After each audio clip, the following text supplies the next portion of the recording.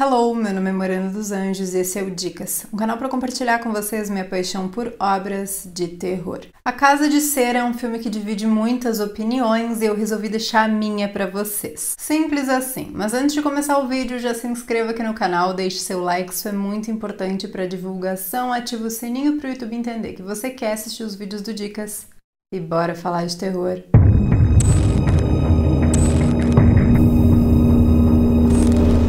Lembrando que quando tiver spoilers eu aviso. O filme inicia em 1974. Na cozinha, Trudy Sinclair despeja um líquido em uma máscara enquanto uma criança come seus cereais. A cena já é esteticamente caótica, mas piora quando seu marido entra com quem seria o outro filho do casal. Porém, esse tá esperneando e precisa ser preso, amarrado na cadeirinha de refeição. Durante todo esse momento, nós não enxergamos a cabeça de ninguém. A filmagem é do pescoço para baixo. Corta para um grupo de 6 amigos e entende que na atualidade viajando para assistir um jogo de futebol. 2 casais, o irmão de uma das meninas que acabou de sair da prisão e o seu amigo que está sempre com uma câmera na mão. Durante o acampamento para passar a noite, nós ficamos a par de alguns conflitos entre os personagens. Mas é quando uma caminhonete aparece e a gente não consegue enxergar o rosto do motorista que o gênero do filme começa a fazer sentido.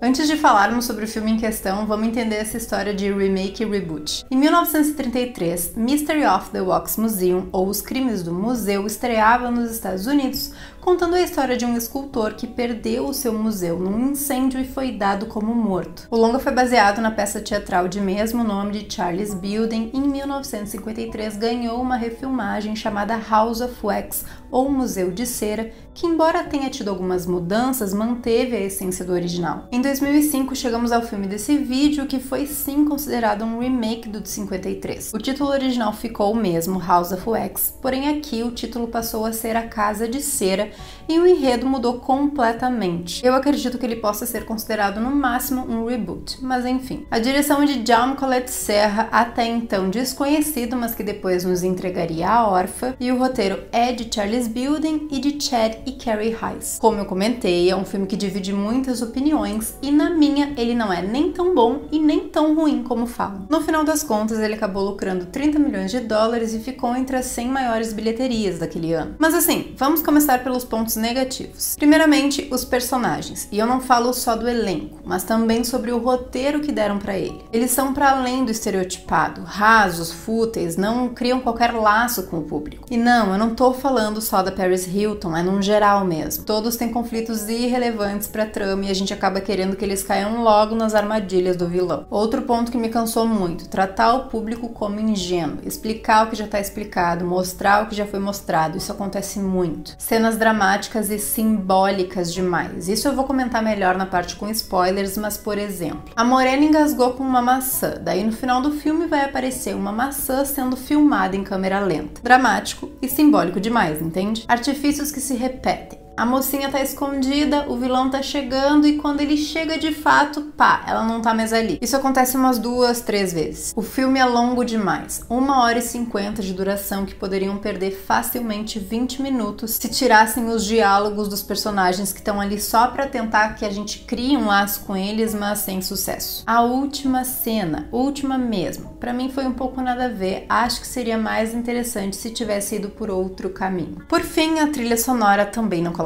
Nos momentos mais marcantes, ela é exagerada e até meio chata, podendo cortar o clima daquela cena macabra. Porém, ela não consegue e aí eu entro nos pontos positivos para dizer por quê. Sabe qual é o maior deles? O terror. É o bom terror que não deixa a trilha sonora interferir. Bonecos de Cera já é uma coisa bem sombria. Pensar que tem alguém ali embaixo de verdade, e isso não é spoiler, é mais assustador. A forma como o diretor escolheu mostrar esse processo é de dar arrepios, e eu sinceramente senti falta dela aparecer mais vezes. Aliás, todas as mortes, cortes, momentos nojentos são muito bem feitas. E o próprio diretor quis fazer tudo de forma prática, sem efeitos especiais. O resultado são cenas bem interessantes que não poupam violência. A ideia do museu ser absolutamente todo de cera, chão, paredes, móveis, tudo é também muito legal, ainda mais no desenrolar da obra. As partes com lutas são boas, tem as ideias burras dos personagens, lógico, mas são bem feitas. Os momentos finais de tensão também são bem pensados, e a verdade é que foram usadas muitas características dos slashers dos anos 80, então tem um toque nostálgico. Esteticamente falando, quando se trata de elementos que envolvem terror, rolou um cuidado. Então assim, é uma pena que tenham tantas coisas mal pensadas no filme, porque daí o ponto do horror mesmo não é forte o suficiente para que a gente saia com uma boa impressão. Por isso eu até indico assistir se você entender todas essas questões, senão vai passar raiva. A Casa de Cera tá lá na Netflix.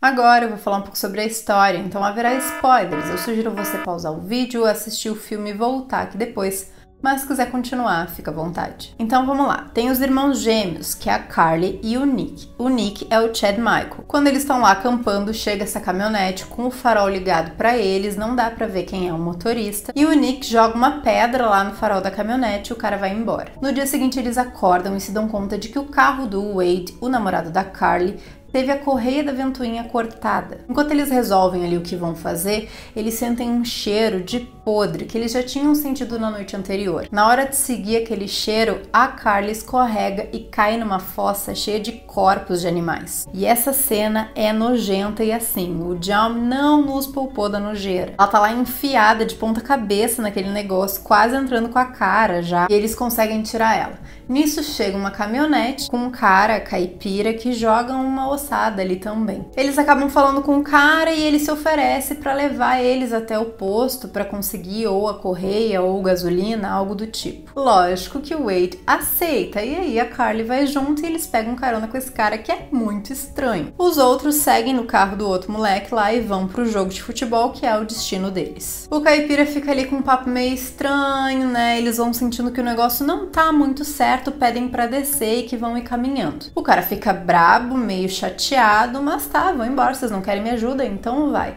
Quando eles viram a esquina, tá lá a cidade mesmo, ou seja, o cara tava falando a verdade. Hey! Don't you see that? What is that? O posto tá fechado, eles vão até uma igreja, entram e tá rolando um funeral. Eles pedem desculpas, saem e aí vem um cara atrás deles, indignado porque eles tinham entrado na igreja. Esse cara, na verdade, é o Bu, o dono do posto, e tá, se acalma e diz que vai ajudar eles com a tal da correia porque ele tem. Ele só pede pra esperar ali, terminar o funeral, tudo bem, e o que que eles fazem enquanto isso? Vão visitar a Casa de Cera que tem do ladinho, que na real tá fechada, mas como a porta tava meio aberta, eles resolveram entrar. E assim, tudo é feito de cera de fato, e é realmente muito interessante toda essa estética. As obras estão todas assinadas como Vincent. Daí tem um momento que é daqueles que eu comentei sobre tratar o público como ingênuo demais. Aparece de relance, nem tão de relance assim, as duas cadeirinhas de criança, uma escrita Bu e a outra Vincent. E logicamente já dá pra fazer a ligação lá com o início do filme, que tinha uma criança lá esperneando e a outra comendo um cereal. E eles usam isso mais tarde como se, oh, nossa, as cadeirinhas, então Bu é o cara do posto e o Vincent é o cara que faz as obras de cera. Nesse sentido, sabe? Bom, eles saem dali, vão com o cara até o posto e não tem a correia do tamanho certo. E ele fala, tem na minha casa, vamos ali comigo. O Wade, ele é meio desconfiado, ele pensa, por que que o cara tem uma correia na casa dele do tamanho e não tem aqui no posto? Mas vai igual, tá precisando. Eles perguntam pra ele, se eu não me engano, sobre a tal da Casa de Cera, e aí o Bu começa a contar sobre a mãe do Vincent. A Trudy esculpia muito bem e tinha um marido cirurgião que já havia feito cirurgias ilícitas. Ela acabou tendo um tumor e teve que ficar amarrada, enlouquecendo. O Wade tá dentro da casa com o Bu e do lado de fora a Carly se dá conta do quê? Que a caminhonete que tá ali tá com o farol quebrado. Ou seja, era ele que estava olhando eles na noite anterior no acampamento. Nesse meio tempo, o Vincent, o cara lá do museu que ainda não tinha aparecido de fato, ataca o Wade dentro da casa e aí o Bu vai pra cima da Carly. Ela consegue fugir dele, vai pra dentro da igreja e se dá conta de que todas aquelas pessoas na verdade são bonecos. Não tava rolando funeral nenhum. O Bu consegue pegar ela, leva pra baixo da oficina, prende ela numa cadeira e cola sua boca.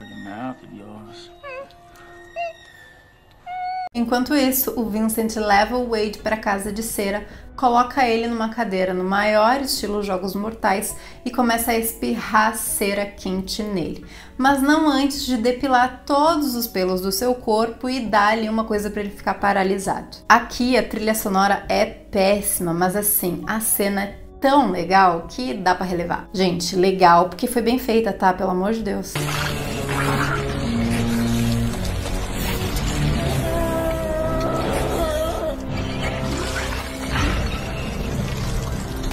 Bom, o Nick e o Dalton é o amigo dele que estava sempre com a câmera, estão voltando porque tinham combinado de se encontrar com eles lá na esquina da cidade. Os dois se separam e o Nick encontra o Boo. Eles dão uma conversada, mas em seguida a Carly lá embaixo do posto consegue descolar a boca e grita pelo irmão. Enquanto isso, o Dalton foi lá na casa de cera e encontra o Wade, só que agora ele é um boneco. E aí mais uma cena interessante, porque ele tenta falar com o Wade, toca nele, mas a coisa só piora. Só os olhinhos dele mexem de um lado para o outro, escorre uma lágrima e quando o Dalton vai mexer no rosto dele, descola a pele, é terrível. Bom, a partir daí é só correria, perseguição. O Vincent vai lá no acampamento, mata os outros dois, que é o casal. Os irmãos estão lá na luta com o Boo e eles terminam por entrar na casa do cara. E aí vem várias reportagens. Para resumir, o Boo e o Vincent eram irmãos siameses colados pelo rosto. O pai, cirurgião, conseguiu separar os dois.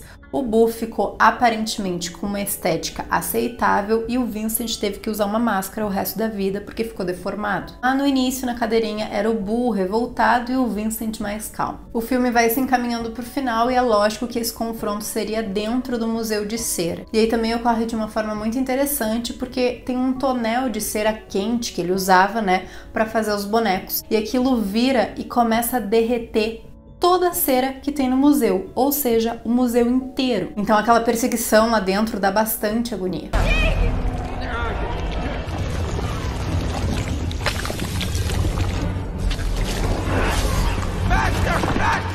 Tem uma cena bem tosca, daquelas dramáticas e simbólicas demais, dos irmãos, os vilões, morrendo, porque um cai e o outro cai em cima, bem na forma como eles estariam quando nasceram. Enfim, final das contas, os dois irmãos gêmeos, a Carly e o Nick, conseguem sair de dentro do museu, chega a polícia, investigam tudo aquilo lá. Fica a pergunta de como que eles não sabiam daquela cidade fantasma. E no finalzinho mesmo, um policial tá falando com o outro e aí comenta: o casal, aquele, o Sinclair, não teve 2 filhos, teve 3.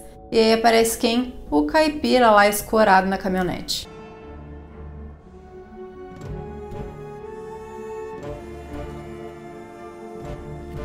Em relação a esse desfecho, que eu acho que poderia ter sido de outra forma, poxa vida, por que não deixar o cara que já tá lá no estereótipo de estranhão ser só o cara bonzinho mesmo, que tentou ajudar, ele só é estranho? Enfim, minha opinião.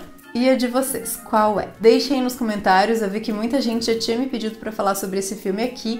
Tá aí, ele tá disponível na Netflix, pra quem nunca assistiu. Me sigam lá no Instagram, @Morena dos Anjos. Muito obrigada por terem assistido até aqui e até a próxima.